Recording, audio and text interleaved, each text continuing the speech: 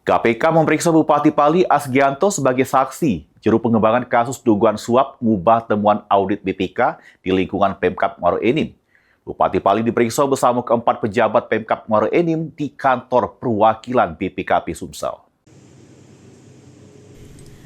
Bupati Pali Asgianto memenuhi panggilan KPK sebagai saksi juru pengembangan kasus dugaan suap untuk mengubah temuan audit BPK di lingkungan Pemkab Muaro Enim di kantor perwakilan BPKP Sumsel, Selasa 18 Agustus 2026. Bupati Pali diperiksa KPK dari Selasa pagi bersama keempat pejabat Pemkab Muaro Enim, yakni Vera Sari sebagai Inspektur Pemkab Muaro Enim, PLH Sekda Emran Tabrani, Kepala BPKAD Muhammad Tarmizi Ismail, serta Kabid Anggaran BPKAD Ratna Pinarti.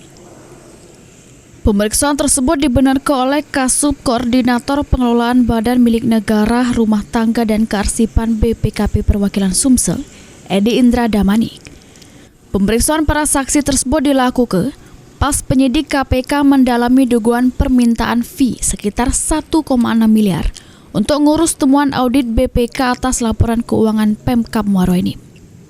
Pengembangan perkara korupsi pengadaan barang dan jasa tersebut diungkap sesudah KPK melakukan operasi tangkap tangan terhadap Bupati Muaro Enim Edison bersama 3 wong lainnya.